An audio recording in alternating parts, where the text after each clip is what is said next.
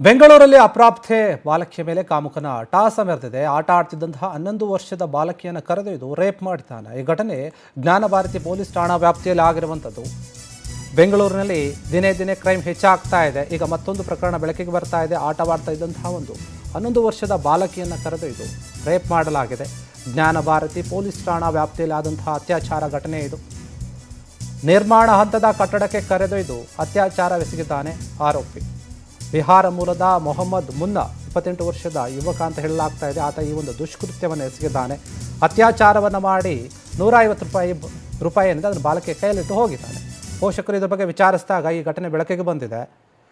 ನೋಡಿ, ಬೆಂಗಳೂರಿನಲ್ಲಿ ಈ ರೀತಿಯ ರೇಪ್ ಪ್ರಕರಣಗಳು, ದಾಳಿಗಳು ಎಲ್ಲವೂ ಕೂಡ ಜಾಸ್ತಿ ಆಗ್ತಾ ಇದೆ. ಈಗ ಜ್ಞಾನಭಾರತಿ ಠಾಣಾ ವ್ಯಾಪ್ತಿಯಲ್ಲಿ 11 ವರ್ಷದ ಬಾಲಕಿಯ ಮೇಲೆ ಅತ್ಯಾಚಾರ ಮಾಡಲಾಗಿದೆ. ಅತ್ಯಾಚಾರ ಮಾಡಿದ ನಂತರ ಆತ ಆ ಬಾಲಕಿಯ ಕೈಗೆ ಒಂದು 150 ರೂಪಾಯಿಯನ್ನು ಕೊಟ್ಟು ಹೋಗಿದ್ದಾನೆ.